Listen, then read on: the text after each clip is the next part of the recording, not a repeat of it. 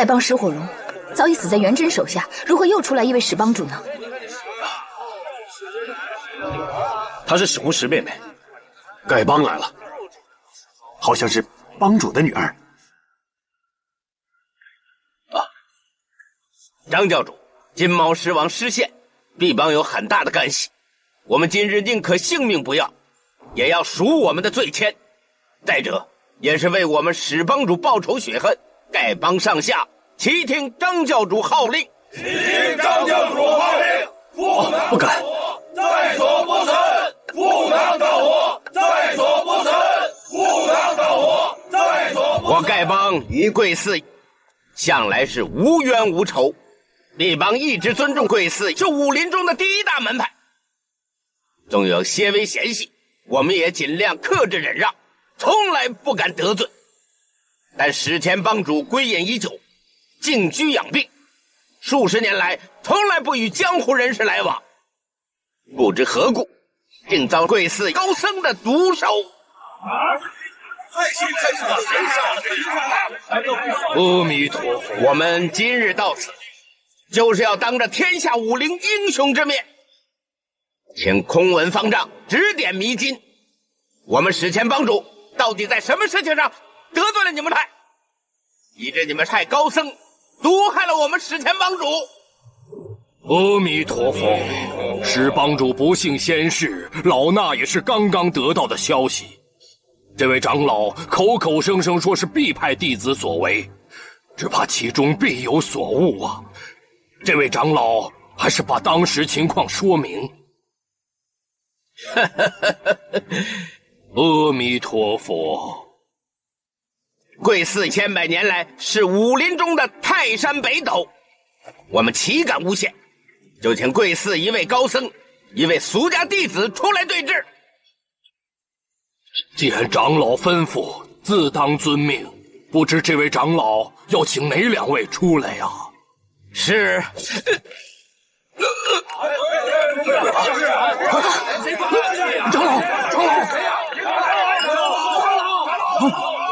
长老，你快醒醒啊！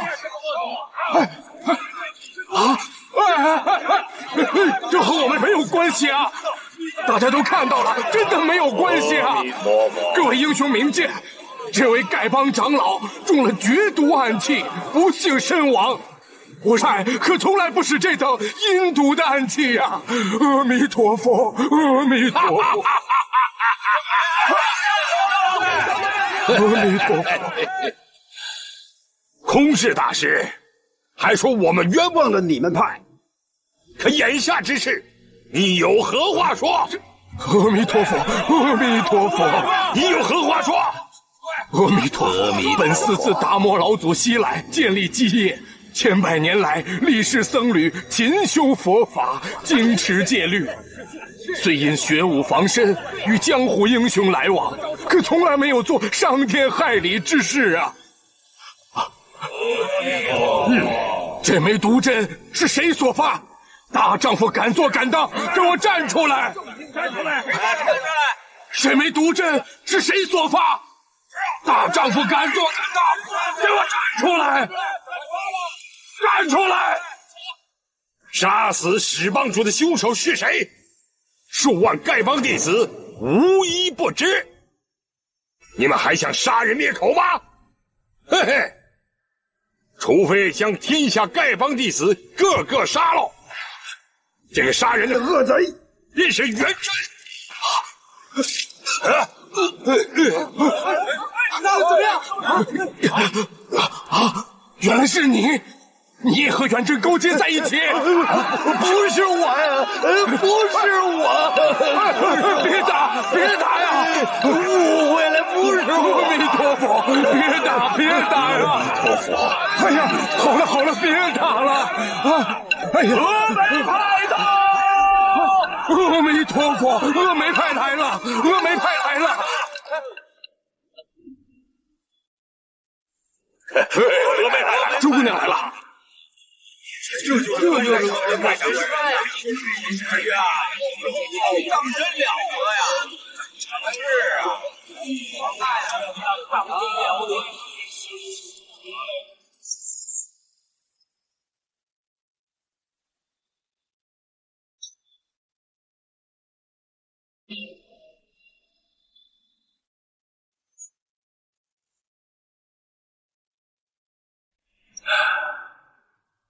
阿弥陀佛。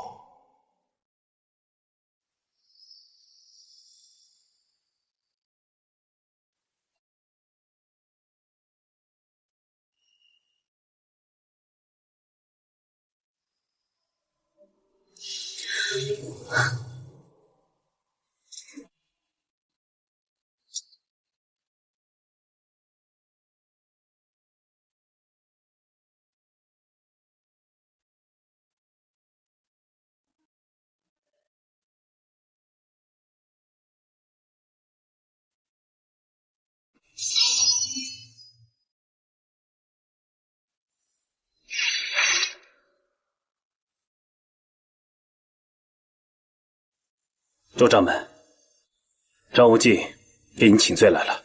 张教主，你又何须多礼？别来安好啊。那日我就一副心切，志无大礼，在下心里好生过意不去。听说谢老爷子失陷在寺中，张教主武功盖世，想必已经救出来了。高僧武功盖世，我明教已输了一仗，而且我外公也因此仙逝。因老爷子一世英雄，真是可惜呀！唉，可惜呀！哦，对了，芷若，我有一事相求。张教主，请你自重。时至今日，岂可再用旧时称谓？青叔，你过来，将咱们的事儿跟张教主说说。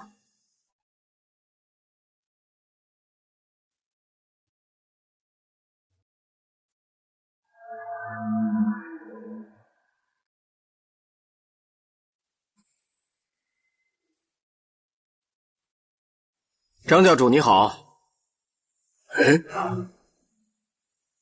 宋师哥，宋青书，一向可好？这是宋青书吗？你怎么？说起来还得多谢张教主才是。那日你正要与内子成婚，偏偏临时反悔。你说什么？我们这段美好姻缘，倒要多谢张教主做成了。我去看看去。你别掺和了！哎呀，不行，这小子给咱们教主难看，我不能不管。放开我！哎呀，教主，哎，教主，咱们不理他们，走，回咱们那儿去啊！走，走吧。哎呀，哎呀，周姑娘，我们教主可是大仁大义的英雄。那日只不过有点小小的误会，你怎么就嫁给这么一个东西？你，哼！我们成亲之时，并没有大撒帖子惊动旁人。张教主，这杯喜酒，日后还该补请阁下。你，哎，走，快走！教主，这种人别去理他，不理他了，走！哎呀，走吧。周大哥，这杯喜酒倒是也少不了你的。我呸！我便是喝3缸马尿，也胜过喝你那倒霉的那个死人酒。哎，教主，走，不理他啊，不跟这种人说话，走啊！哎，走吧，教主，走啊！别理这种人了，走啊！姓宋的，我告诉你，别让我再看见你。哎呦，行了，别说了。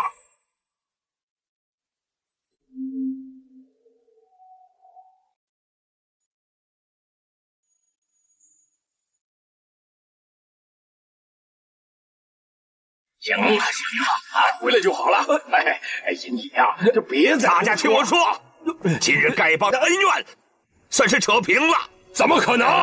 元贞和陈友谅不在寺，我们信过你的话，除非让我们搜上一搜。魏帮派长伯龙头不幸丧命，李派空如师叔已然抵命，你们还有什么说的？我说元真师兄和陈友谅真的都不在本寺。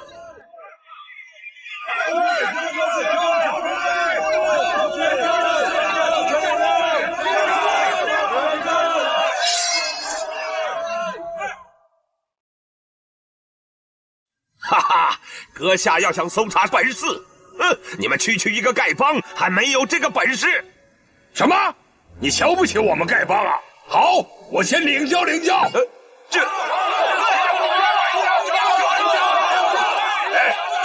丐帮和李怪的恩怨先放在一旁，慢慢算账不迟。先料理谢逊这个奸贼。你随你可别不敢讲。那金毛狮王谢大侠，乃明教法王之一。什么奸贼不奸贼的？你怕明教？对，说的有道理。我不怕。是谢逊这等狼心狗肺的东西，难道让我叫他英雄豪杰吗？是啊。诸位听我说几句。在下明教光明左使，有一言要向天下英雄分说：必教谢师王7年杀伤无辜，确有不是之处。哼。人都杀了，你轻描淡写几句话，能让死人复生吗？咱们在江湖上行走，过的是刀尖舔血的日子。活到今日，哪一个手上不带着几条人命啊？武功强的多杀几人，学艺不精的命丧人手。要是每杀一个人都要抵命，那么广场上数千位英雄好汉，恐怕也只剩下寥寥无几了。夏老英雄，你一生之中从未杀过人吗？杀过吗？杀过，我杀坏人不杀好人。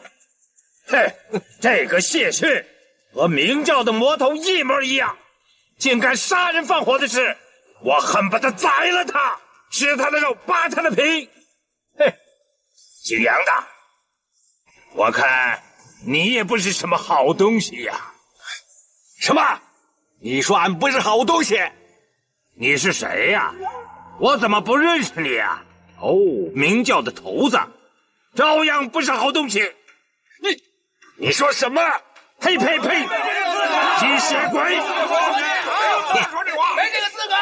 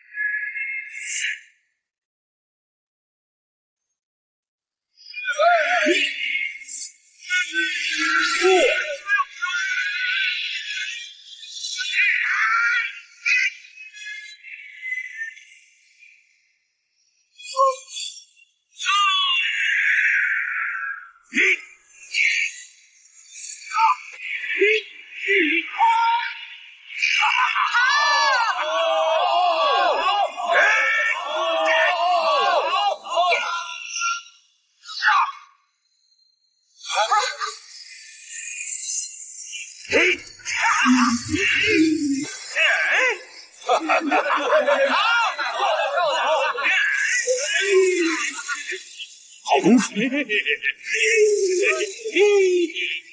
当真有好大的热闹瞧啊！有的要杀谢逊，有的要救谢逊。可是说来说去，这谢逊到底是否真在寺，却是老大的一个疑团。我说控制大师的，你不如将金毛狮王请将出来，先让大家见上一见，然后要杀要救的双方各凭真实本领，结结实实的打上一场，岂不有趣啊？这都不能打赢，是不是？把金毛狮王拉出来！教主，谢师王冤家过多，明教纵与丐帮联手，也不足与天下英雄相抗。以我之见，不如从屠龙刀上着眼，搅成个拳相相争的局面。好，各位英雄，各位英雄，各位英雄，今日是冲谢师王而来的。那么第二呢？也只怕是想见识见识这屠龙宝刀。倘若依司徒先生所说，大伙儿一场混战，那么最后这把宝刀归谁呢？那屠龙刀到底在何人手中？还请杨左使示下啊！此下不明，正要请教空智禅师。好，空智禅师，今日你是英雄会的主人，你让大家伙在这干耗着，算是怎么一回事啊？说呀，哎呀！诸位，少林派天为主人，不巧方丈患有重病，这盛会要无人主持，倒让各位见笑了。谢逊和屠龙刀乃是二世，其实一而二，二而一，尽可合并办理。以老衲之见，与会群雄英才济济，只需个人露上一手，最后乃一位一压群雄。谢逊与他处置，屠龙刀也由他执掌，群雄归心，岂不是好？阿弥陀佛，阿弥陀佛。黄大师，这位僧人是谁？属下不知。这僧人并未参与围攻光明顶之役，也没曾被郡主娘娘擒入万安寺中。可是他一再抢在空智大师的前头说话，似乎在寺中辈分不低啊。我看这人十有八九是元真一党，我想空文方丈已经落在元真手中，空智大师定是受他们的挟制，以致萎靡弃举。郡主的猜测颇有道理，只是少林寺中高手如云，元真竟敢公然犯上作乱，胆子可真不小啊！元真不知已久，第一次想瓦解本教，第二次想控制丐帮，我想这一次他是想做分人派的掌门方丈。但是做掌门方丈也还不够吧？阿弥陀佛。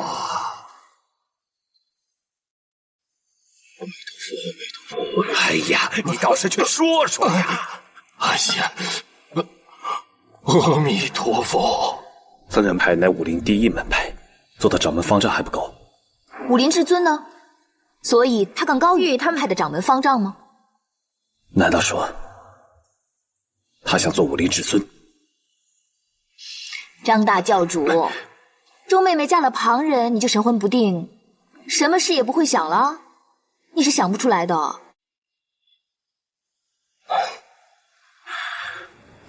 妹妹，你说元真有何诡计？元真此人急功心计，智谋百出。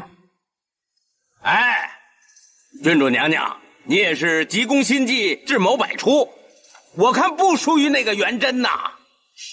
多谢夸奖。哈哈，夸奖不是夸奖，不是夸奖。如果元真只想做方丈，那么他也不必大费周章的请这么多人来。谢大侠既然已经落入到他们手中，何必要叫群雄比武争夺呢？说到武功，只怕当世无人及得上你了。此节元真不会不知道，他绝不会这般好心让你成为武林之尊，将谢大侠和屠龙刀献上给你。要是如此，你猜他有什么阴谋？教主，我也在想啊，那个家伙诡计肯定不少。我认为啊，元真是本教的大对头，郡主娘娘，你过去也是本教的大对头。元真这厮诡计百出，郡主娘娘你也是诡计百出，你们两个啊，倒是一对儿啊！你这个家伙在胡说些什么呢？周先生所言甚是，倘若我是元真，会有什么样的阴谋呢？首先，我要劝空文方丈大散英雄帖，邀请大家来这里。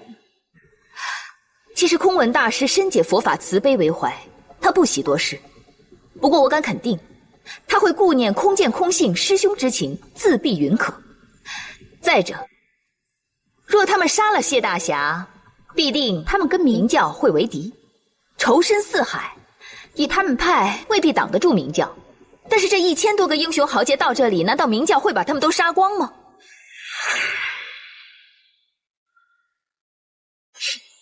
等到英雄大会一开，我根本就不用出来，我只需要找人来侮辱谢大侠和屠龙刀，你们势必会出来跟这些武林群豪打成一团，不管结果谁胜谁负，明教必会大伤元气。正是。此节我也想到过，但义父对我恩重如山，与众位兄弟又是数十年的交情，岂能坐视不救？咱们现在上山才几天，我外公已离我而去，我看元真那恶贼一定躲在角落里拍手称快。没错，等到比武大会后，武林高手第一的还是你张大教主。其实这些人分明是说，张教主您是武林第一，谢大侠必将奉还，不过要你亲自到山顶上去迎娶。我们一行人跟你上山之后，就只能由你一个人去破金刚伏魔圈。你们若想帮忙，那些家伙又说了，技压群雄的是名叫张教主，倘若名叫有人想帮忙，那天下的武林豪杰便会不平，势必又要打起来。而张教主一路打下来，就算没有丝毫的外伤，我想你的内力也损耗一半，根本就不是这3位老僧的对手。结果是什么？谢大侠救不出来，而你死在他们的手上。冷月凄风伴随着一代大侠张无忌的尸骨。之后元真使计在毒死空文，嫁祸给空智，把这一切捏造的确实。那其余的僧众不由得不相信，如此他便顺理成章当起了他们的方丈。他老人家在一声令下灭你们明教，以多欺少，他又变成了武林至尊。屠龙刀不出现便罢，一出，江湖人全都知道这把刀应该是属于他元真的。如果不把这把刀交给他老人家，我想日后行走江湖很多的不便呢。正是正是，这是一个天大的奸谋啊！啊，妙之妙极，这真是一个天大的奸谋啊！是什么奸谋啊？能不能说给在下听听？这话可不能说白了。老子一心想挑拨离间，要天下英雄自相残杀，拼个你死我活。这话要说出来，岂不是不灵了吗？妙极妙极呀！却不知如何挑拨离间，愿闻其详。我心里有套阴谋诡计。我就假意说屠龙刀是在老子这里，哪一个武功最强啊？老子就把屠龙刀给他。好计策，好阴谋啊！你看这屠龙宝刀是武林的至尊，谁不想得到它呀？我说，你看这，大伙儿都拼尽全力的争夺，于是疯子给酒鬼杀了，酒鬼给道士杀了，道士呢给尼姑杀了，杀了个尸横遍野，血流成河，呜呼哀哉，不亦乐乎。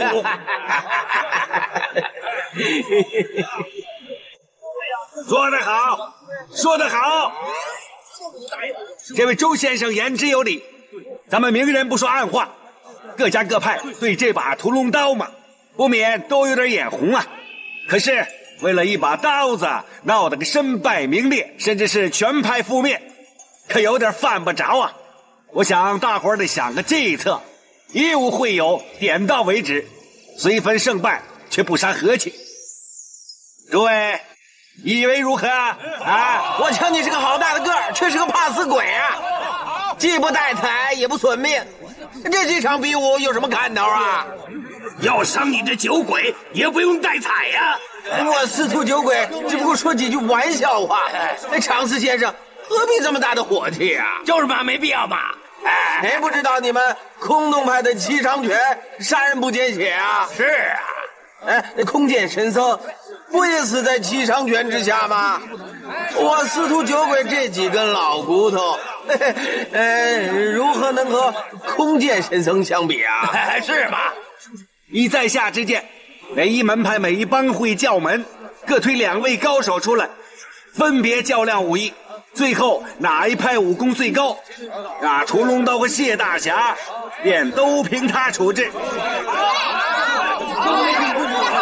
再由众位推举出几位公证人，你们派是主人。你说说呀，空智大师自然是一位了。行，我赞成。我司徒全忠推举山东大侠下州夏老英雄，啊，再推举一位。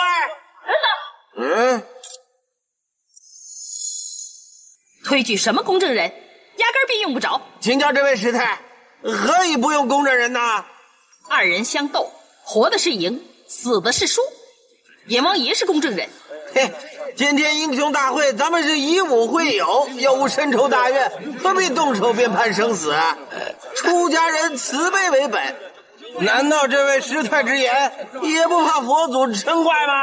你跟旁人说话胡言乱语，在峨眉弟子跟前可得给我规矩些。好厉害的峨眉派呀！常言道，好男不跟女斗，好酒鬼不与尼姑斗。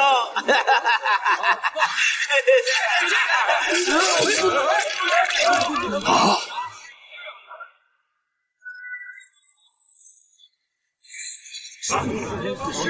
司徒兄弟，兄弟，你死得太惨了，兄弟啊！哎呦，你嘴上虽然损了点儿，可也没做伤天害理的事儿啊，兄弟啊！哎呦，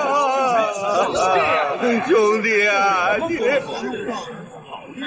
你们峨眉派也太狠了点吧！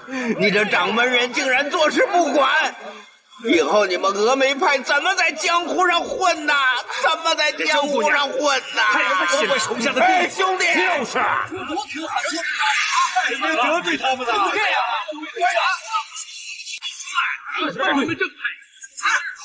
诸位，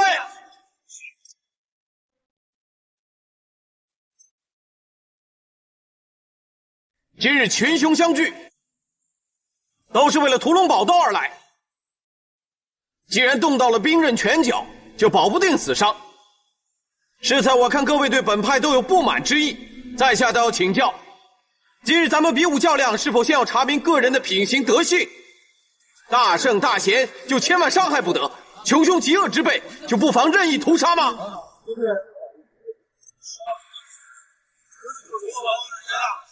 请问阁下尊姓大名？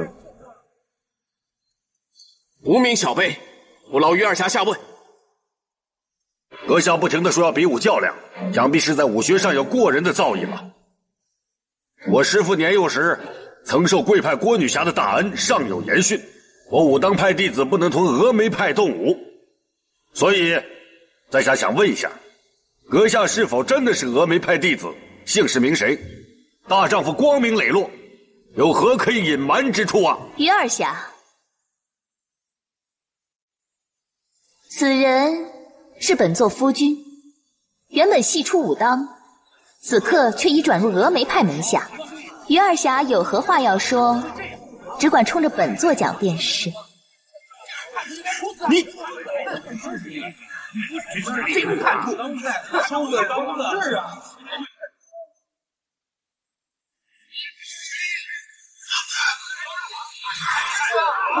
啊！宋行书，是他，宋行书。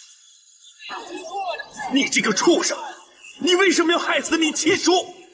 走，跟我回武当去，让你太师祖处置。跟我走！我不跟你走，我已经不是你们武当派的了，你管不着。你，芷若，种种都是我对不起你。不过宋师哥害死莫七叔，此事需做个了断。我看还是让他随二位师伯回到武当，向宋大伯认个错。哼，张教主，我先前还当你是个好汉子，只不过行事糊涂而已，没想到你是个卑鄙小人。大丈夫一人做事一人当，你害死了莫七侠，却何以将罪名推在外人头上？你说是我害死莫七侠？你怎么能这么说？害死武当莫七侠之事，全是朝廷汝阳王郡主从中设计安排，你何不叫他出来跟天下英雄对峙呢？张无忌，想不到你身为明教教主，竟是如此的卑鄙无耻！住口！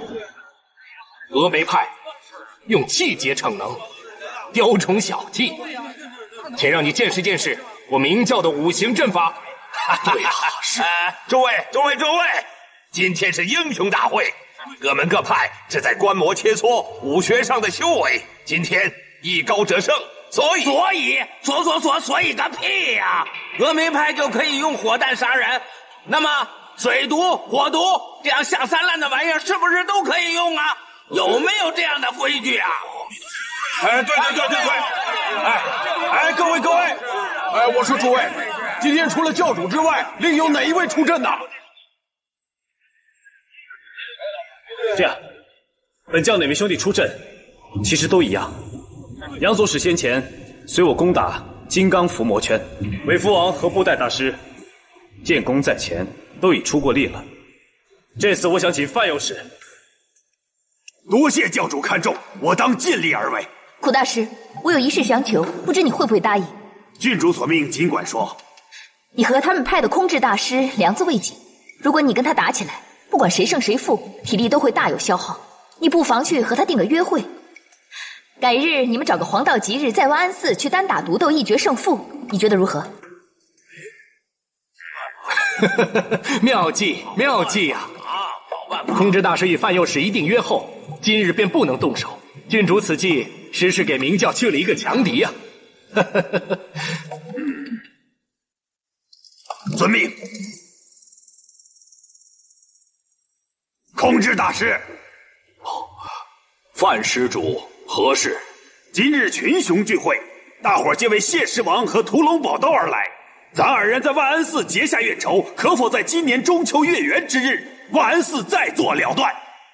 阿弥陀佛。好，范施主，那我们就在今年8月中秋，咱们在万安寺相会，不见不散。阿弥陀佛。好，一言为定。阿弥陀佛。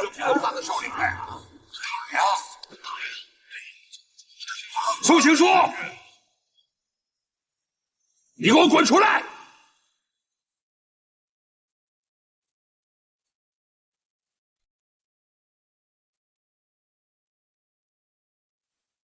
姓宋的，你是奸贼，奉了陈友谅之命，混入我丐帮来，害死史帮主之事，你这奸贼定然也有一份。今日你还有脸上这儿来吗？江湖上混进敌窝刺探机密乃是常事，只怪你们这群老叫花子瞎了眼睛，未能看出我宋大爷的本来面目。哎，嘿，你连你老子的武当派也能背叛，什么事做不出来啊？你对父不孝，将来对妻也必然不义。看来这峨眉派也非得在你手上大大栽个跟头不可。你放屁放完了没有？我今天非得好好教训教训你！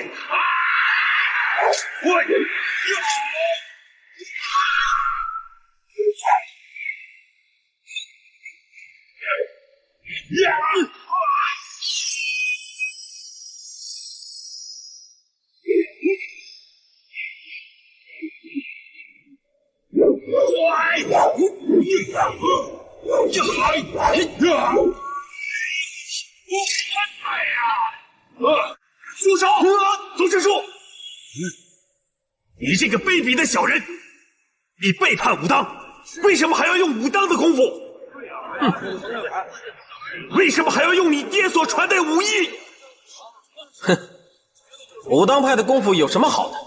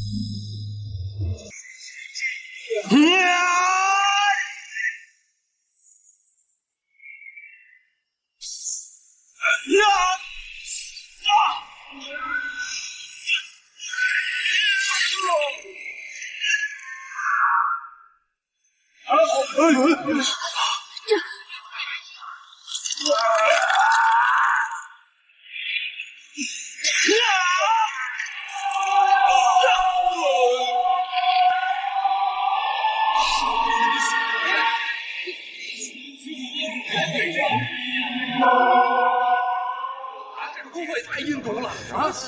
长老，长老，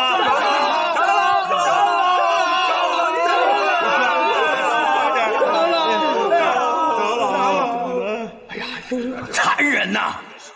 太残忍了！丐帮的武功也不过如此，还有哪一位前来赐教？我来。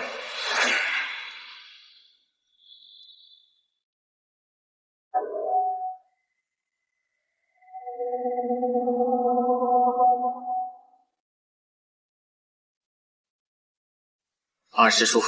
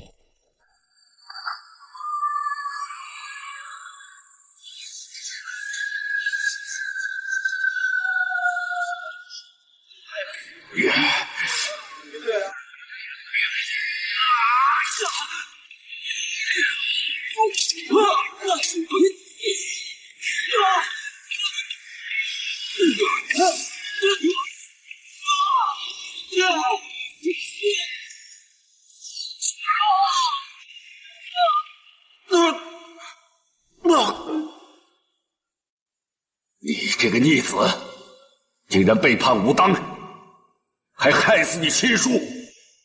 今天我要替武当清理门户。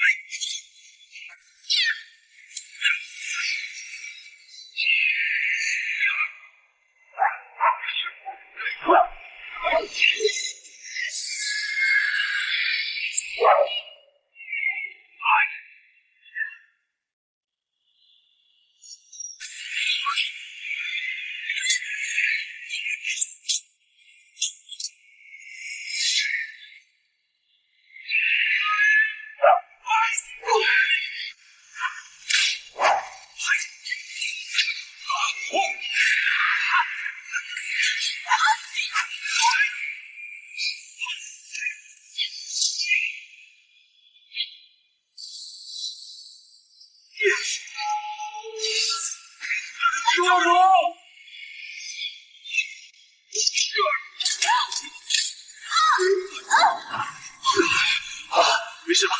没事。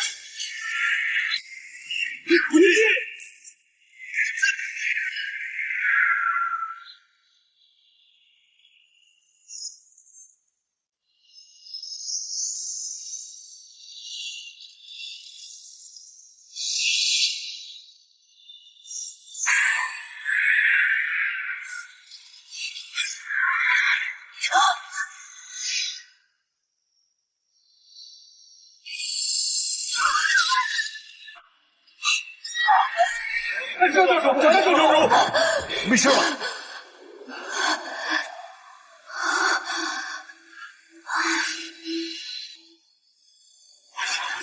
这个是啊，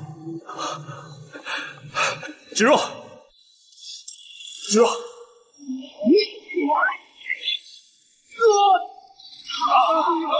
教主，教主，教主！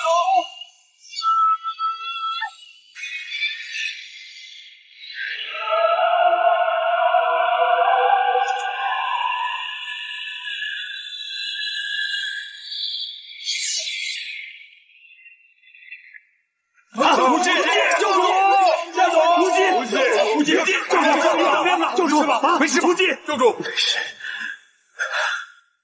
教主，我来。不要事，听我命令，你不能出手。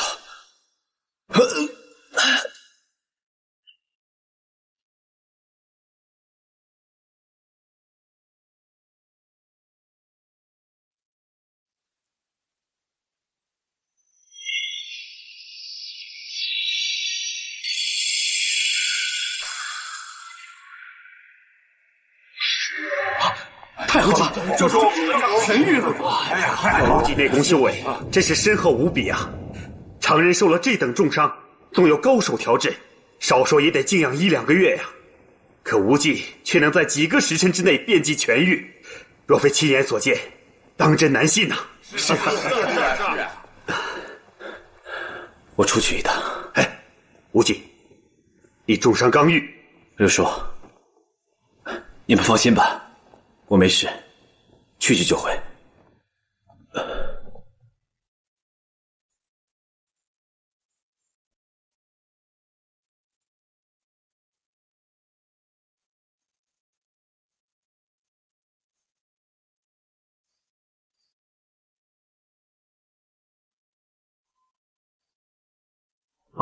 请。张教主，这就是峨眉掌门居士。僧您有别，小僧不便深夜近前。阿弥陀佛。你若回去说起此事，不免惊动旁人。我不妨点了你的穴道，你可以在此等候我。啊，这小僧不敢，请张教主自便。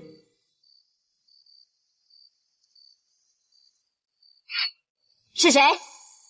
哦，名叫张无忌，求见贵派掌门人宋夫人。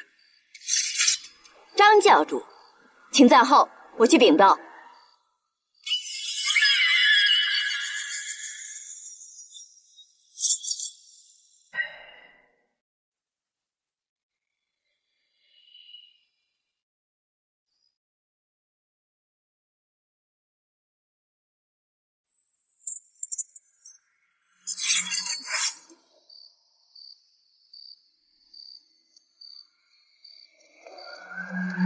张教主，掌门人言道，男女有别，晚间不便相见，你还是请回吧。在下颇通医术，只想为宋青书少侠疗伤，并无他意。张教主，请。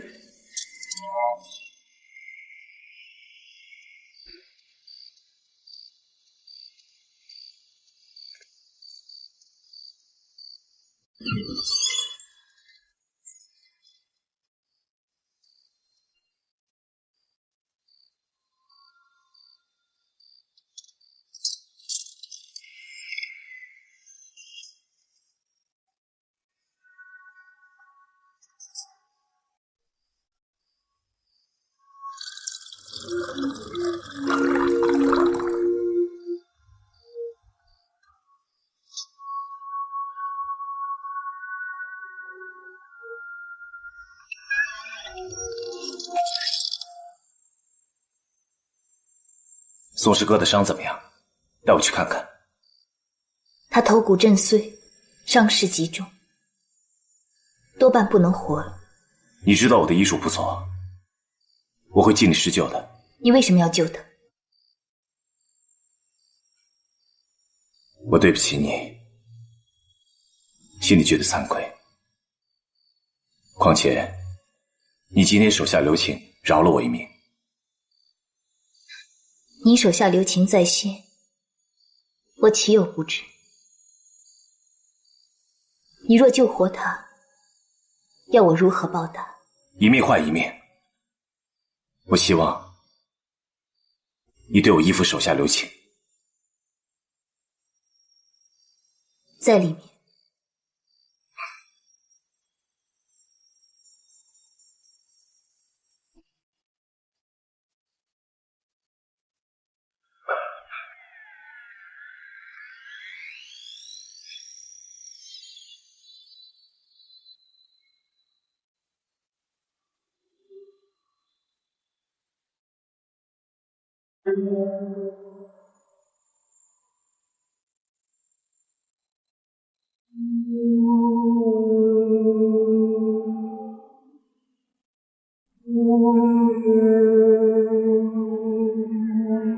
芷若，宋夫人。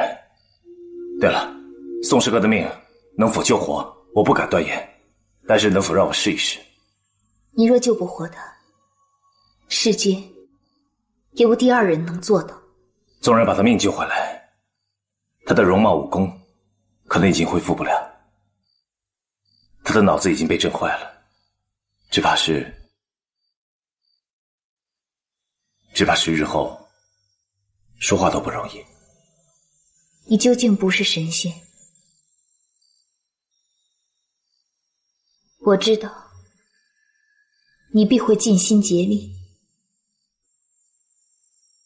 救活了他，你便问心无愧的去做朝廷骏马。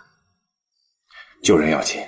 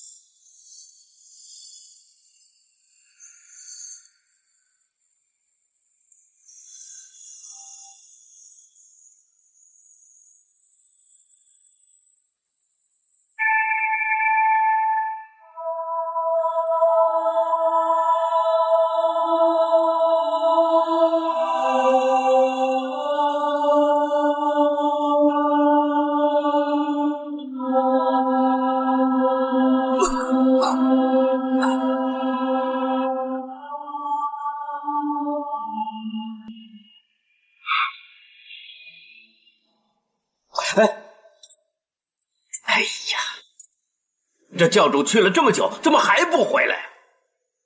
哎，兄弟们，咱们要不去找找吧？哎，不必了，要回来自然会回来的。哎，你怎么知道的？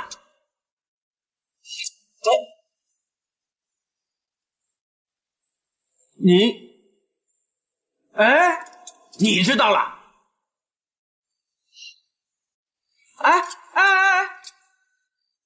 你就放心吧。你没救他的把握，我也没有救谢大侠的把握。你既破不了，我更是无济于事。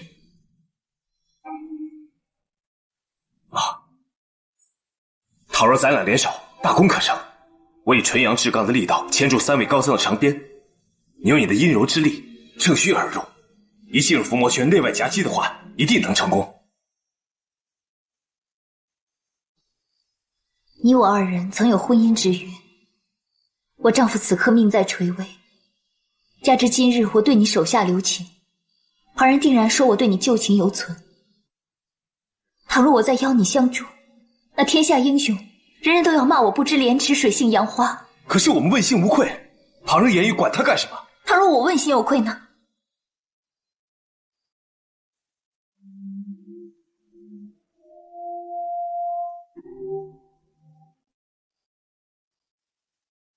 张教主，你我2人孤男寡女，深宵共处，难免要惹非议，你快请吧。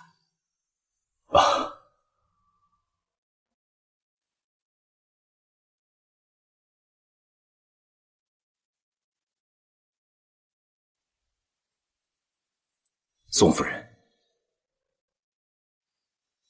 自幼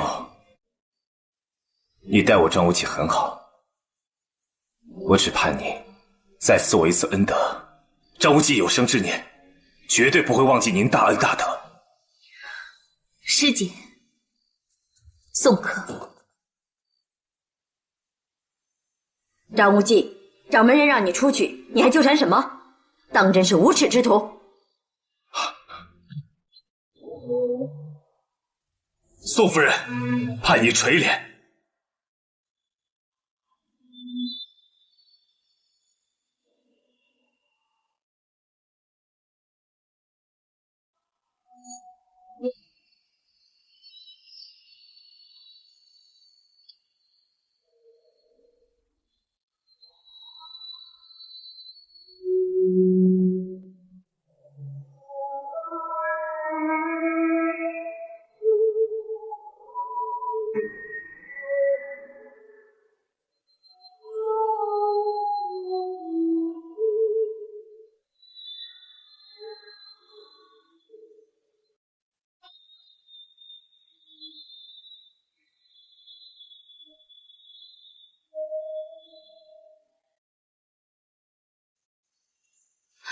宋青书性命有救了吧？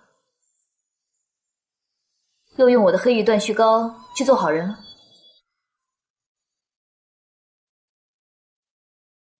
他伤势是否能好，那还不一定呢。你想救宋青书的命，来换谢大侠，但你这么做越做越糟，一点都不明白别人的心意。这话什么意思？没听明白。你费尽心思救了他，那就表示你心里并没有顾念周姐姐对你的情谊。你想，她现在恼不恼？怎么，刚刚救了人家，现在又后悔了是不是？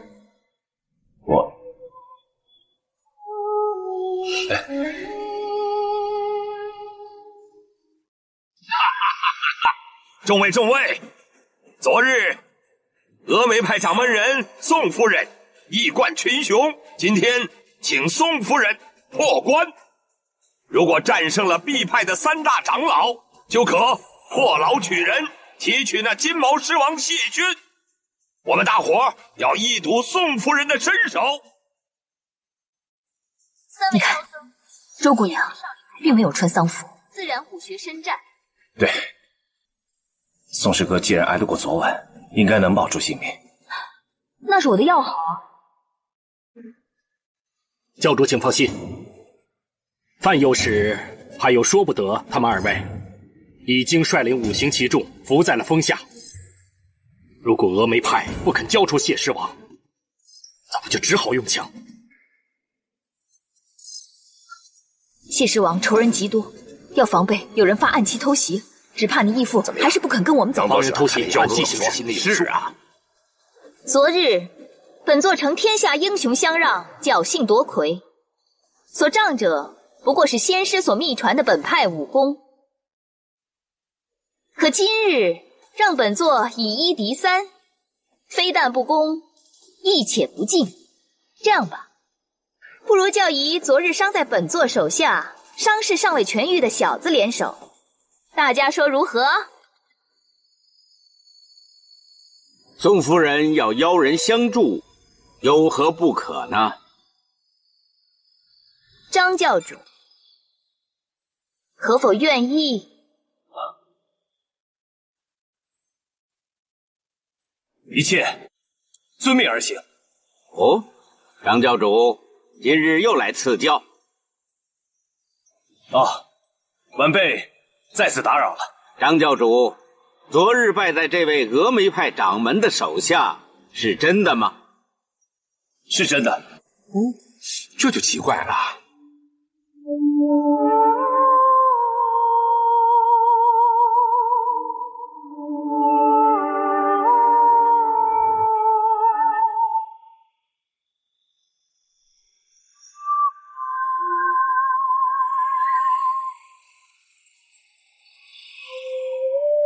杨姐姐，咱们的长老和龙头都给他们害死了。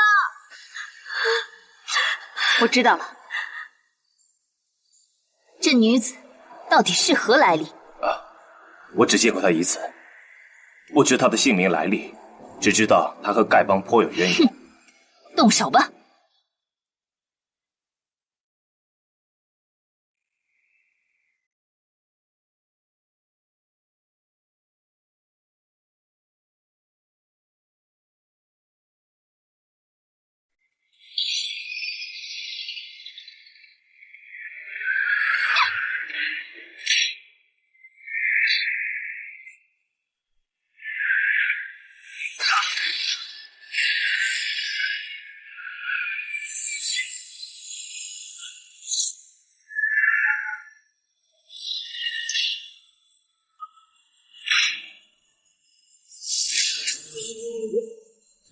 世尊，我今得闻如是经典，信解受持，不足为难。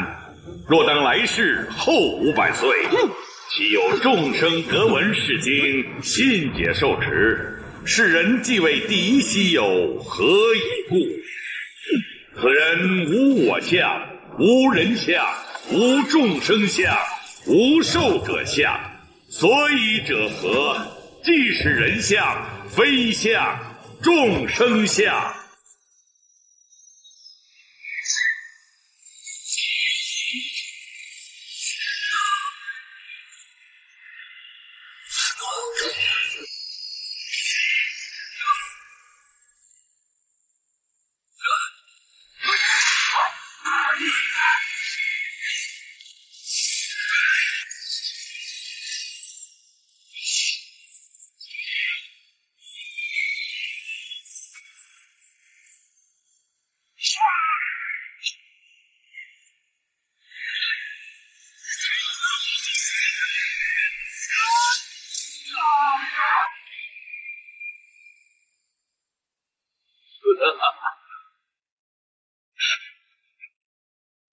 所以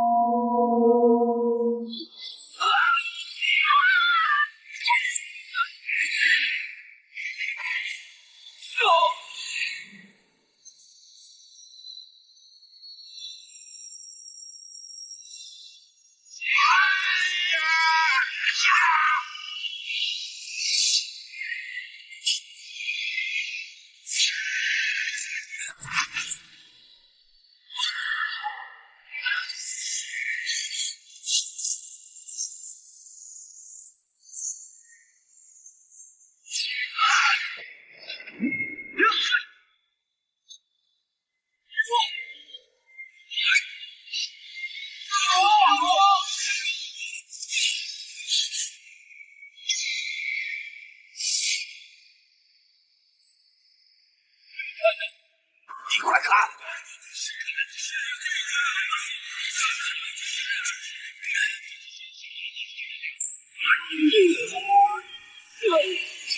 你放无忌救出来了！是吧？你让我回去！无忌，你不要！树海，多有得罪了。义父，你先稍坐一会儿。芷若，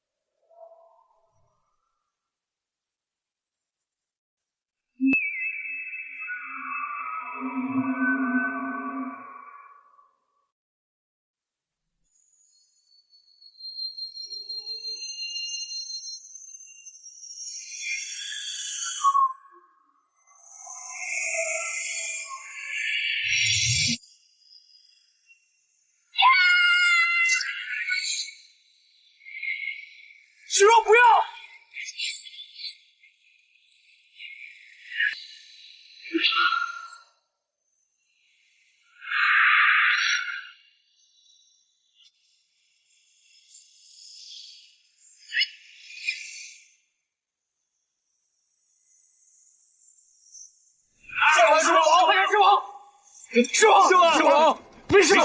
没事吧？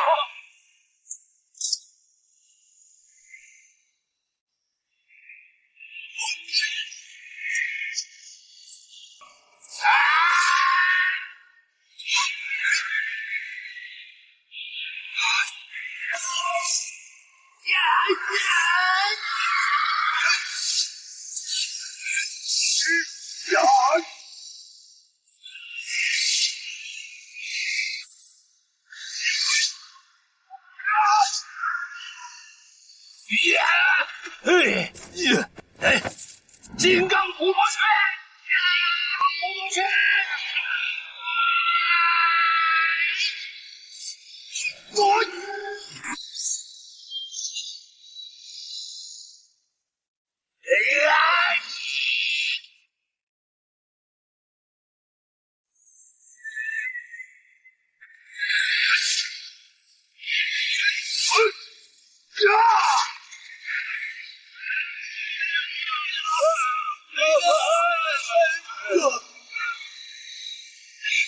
慢！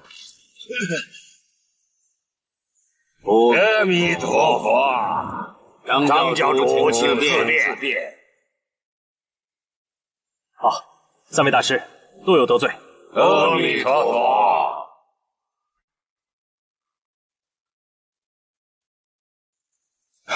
义父，哦，没事吧？没事吧？啊，是吗？义父，你怎么样？我没事。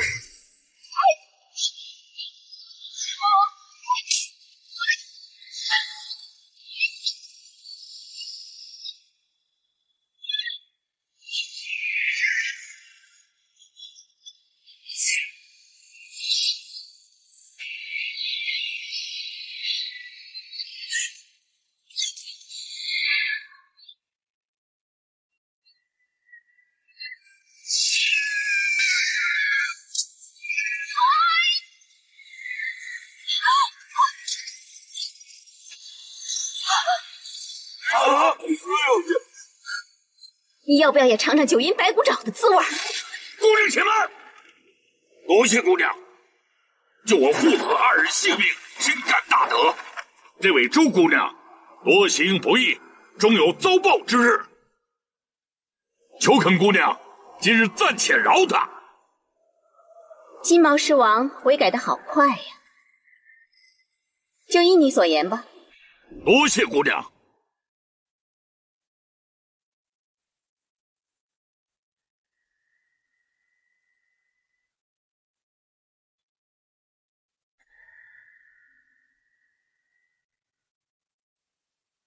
阿弥陀佛。义父，咱们走。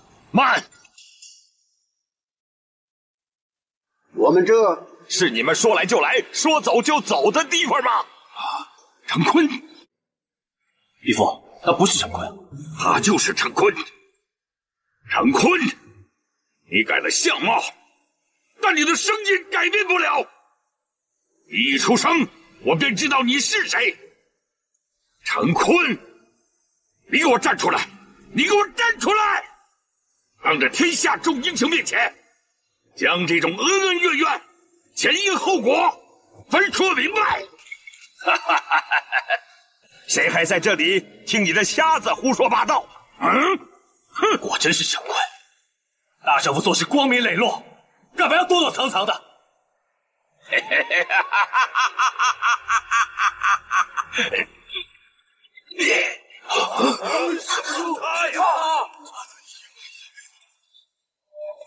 谢逊，你的孽孽畜！江湖上有多少英雄好汉命丧你手？今天你又招来这魔教的众魔头，扰乱佛门福地，与天下英雄为敌。陈坤，天下英雄听着，我谢逊的武功原是这位陈坤师傅所授，可是他不顾廉耻，逼奸我妻不遂，还杀我父母妻子，还将我襁褓中的孩子活活的摔死。我秦贵，我今天照他报仇，该是不该啊！都别嚷了！我真是后悔呀！当初教了你那么多的武功，今天我非得清理门户，惩治你这个叛徒不可！你这个不孝之徒！渔夫，你怎么样？啊！无忌，不要！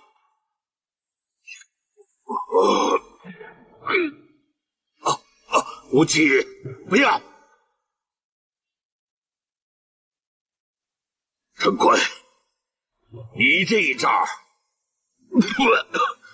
彻底了断了我们师徒的情谊！你这个畜生！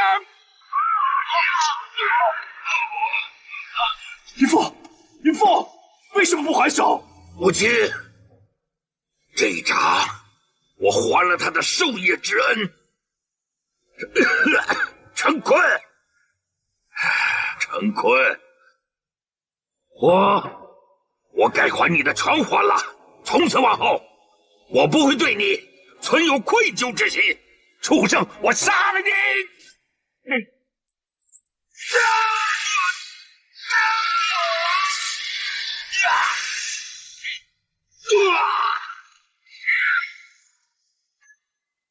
师王，别急，陈坤这一进去，明眼人变成盲眼人，他不是义父的对手，你不必担心。好。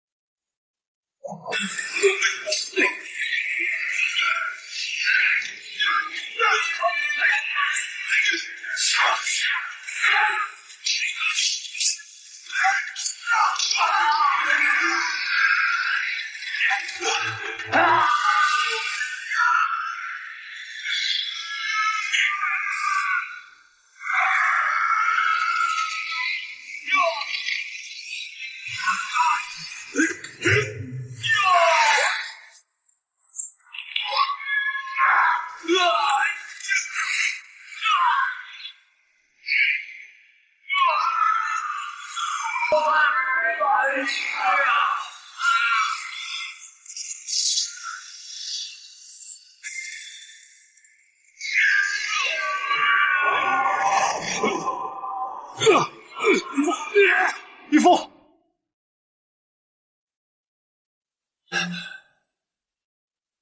奸贼，你双目一盲，已经成为废人，从此再也不能在世间为恶了。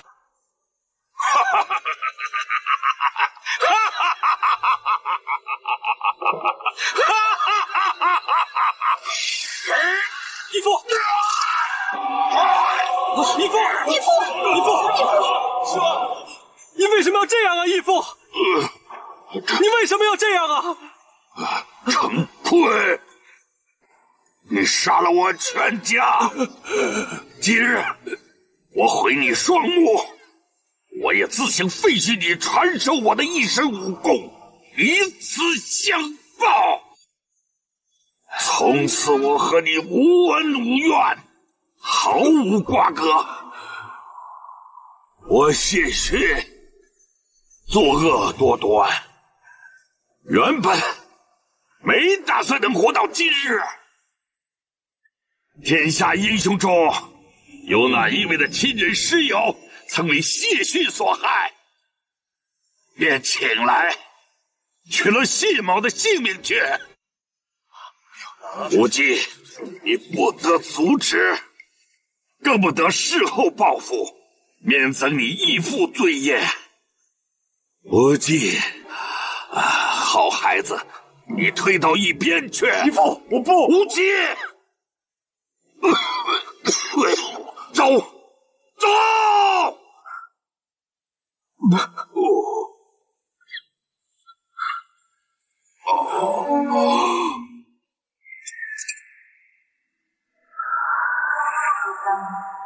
谢逊，家父燕令飞天刀是不是伤在你的手下？不错，令尊却是谢某所害，那就请丘兄动手吧。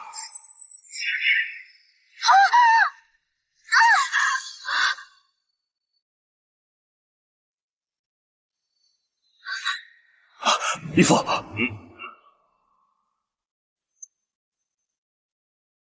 这位师太如何称呼啊？我叫京兆。周姑娘，你这招杀人灭口之计好歹毒啊！你若不出手，我还只是有些怀疑。你今日多此一举，倒让我终于想明白了这来龙去脉。我们走。张教主，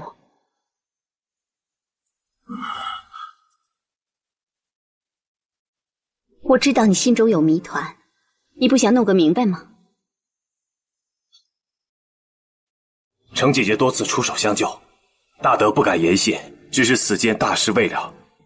张无忌心中那些猜疑，事后再弄清楚也不迟。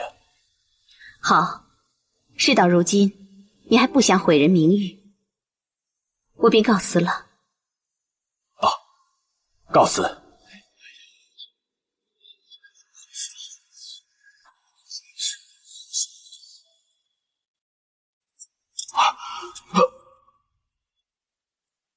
教主，教主，师兄，你的身子可安好啊？师弟无能，罪该万死。阿弥陀佛，阿弥陀佛。师弟，全仗这位范施主和严施主从地道中冲出来相救，否则你我岂有再见面之日啊？阿弥陀佛。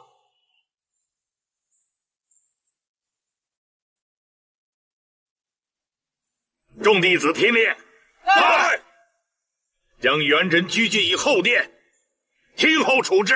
是。起来，起来，坐。走。阿弥陀佛。义父，善恶终有报，善恶终有报。孩子，你父承3位高僧点化，大彻大悟，毕生罪孽一一化解，你该当待我欢喜才是，有什么可难过的呢？父，无忌，我废去武功，没什么可惜的。难道将来再用以为非作歹吗？父方丈，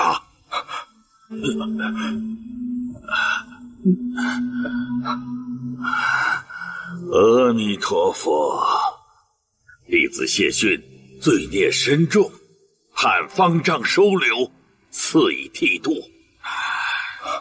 义父，不。阿弥陀佛，老僧收你为徒。师父，弟子与空文、空智2位大师为师兄弟，弟子不敢忘此福缘。善哉善哉，你归我门下，仍是叫做谢逊，你懂了吗？弟子懂得。有份谢逊，皆为虚应，身既无物，何况于民啊？去修才得悟道，莫要更入魔障。阿弥陀佛。众位英雄，说来惭愧呀，弟子呼声那边招待极是不周，多有得罪了。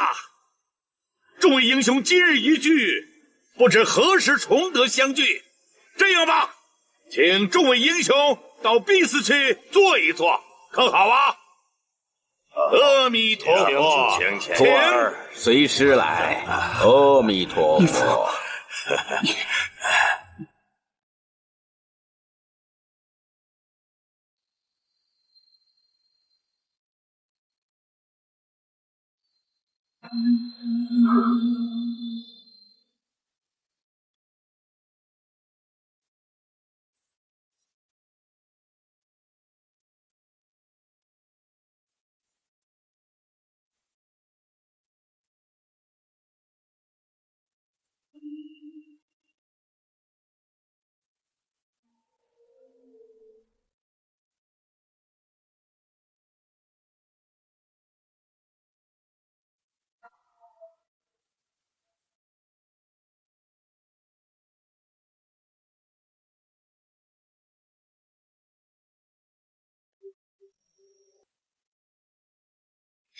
义父都已经修成正果，该是皆大欢喜啊。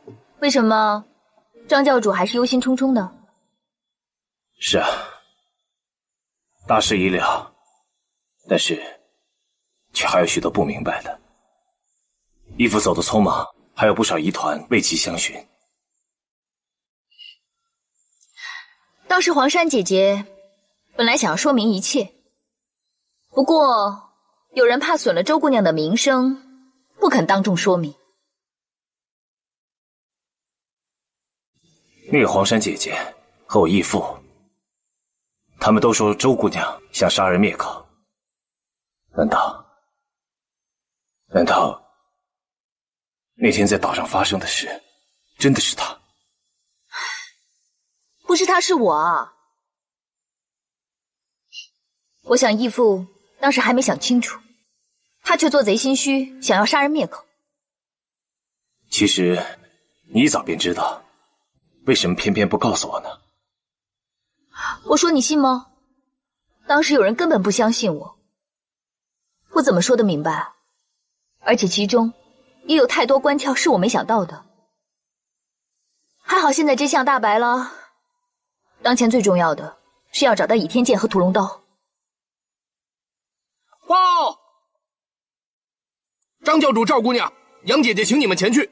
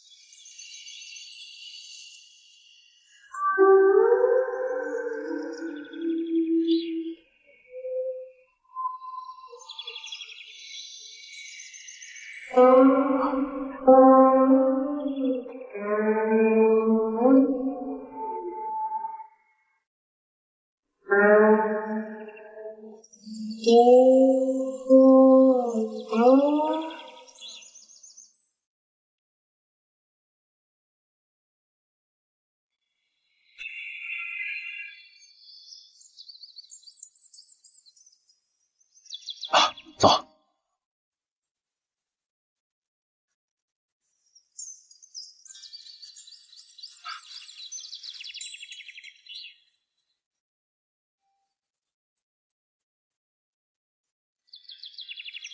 华山姐姐，张教主顾惜故人情谊，不想当众抛明周姑娘的阴谋。可是这其中的是非曲直，张教主可愿探明？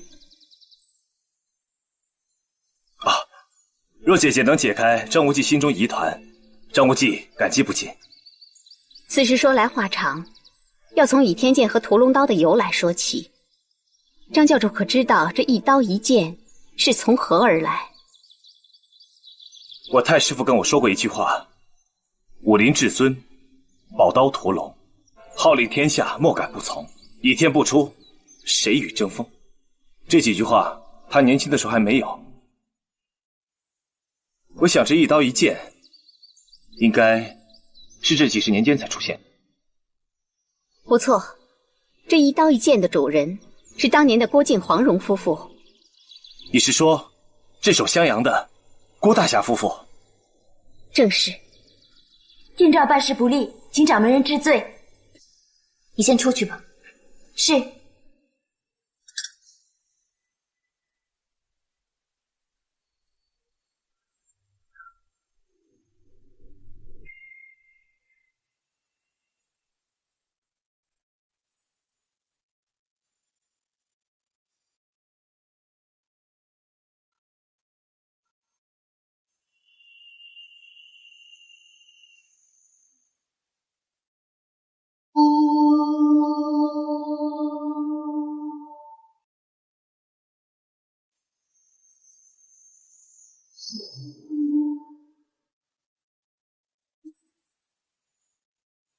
从现在起，你既是本派掌门人，我就告诉你本派的一大秘密。本派的创派祖师郭女侠，乃是当年大侠郭靖的小女儿。郭大侠当年名震天下，武功卓绝，他生平有2项绝艺，一是兵书，二便是他的武功。郭大侠的夫人黄蓉黄女侠最是聪明机智，他眼见援兵势大，襄阳城是终不可守，他们夫妇2人决意以死报国，那是知其不可而为之的赤心精忠。但是郭大侠的2项绝艺如果就此失传，岂不是可惜？因此黄蓉黄女侠聘得高手匠人，将杨过赠送郭祖师那柄玄铁重剑熔了，再加以西方精金铸成了一柄屠龙刀，一柄倚天剑。原来倚天剑和屠龙刀竟是本派师祖郭襄女侠的母亲所铸。黄女侠在铸刀铸剑之时，将2片玄铁剑铸进了倚天剑和屠龙刀之中。这2片玄铁片上刻写了一个地址，地址就是黄女侠和郭大侠藏书的地点。郭大侠还有一本兵书秘籍叫武穆遗书，就是前朝岳武穆的兵法，还有2部武学秘籍，一本叫九阴真经，一本就是降龙18掌。郭大侠夫妇的绝顶武功都是来源于这2本秘籍。黄女侠她把2部武功秘籍和1本兵书藏在襄阳城中，却将这藏书的地点藏在了倚天剑和屠龙刀之中。原来他们是盼望后人习得剑中武功，替天行道，为民除害。为师要你用美色相诱，夺回宝刀和宝剑。这种行为原非侠义之士所为，但是我们要成大事者，不顾小节。你且试想，眼下倚天剑在那姓赵女子手中，屠龙刀在谢逊手中，一旦他们同流合污，那天下的众生呢，就会生灵涂炭，会杀掉我们多少无辜的百姓，驱逐外敌的大业何时才能完成？只若我明知此事太难，实不忍要你相担，但是我是习武之人，我一生武学，但在此时能给谁呢？为师求你，要以天下百姓为重。我替天下百姓求你，我为天下百姓求你。师父，那你答应不答应？你要不答应，我绝不起来。师父，你老人家快快请起。难道就是答应我了？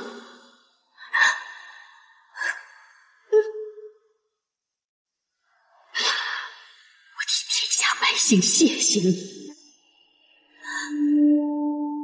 好，你听好了，得到屠龙刀和倚天剑之后，找个隐秘的所在，一手持刀，一手持剑，刀与剑相撞，刀剑齐断，就可以取出刀剑中的玄铁片。你就依照上面的指示取出兵书和武功秘籍，这是取出秘籍的唯一办法。取出秘籍之后，宝刀和宝剑也就毁了，你记住了吗？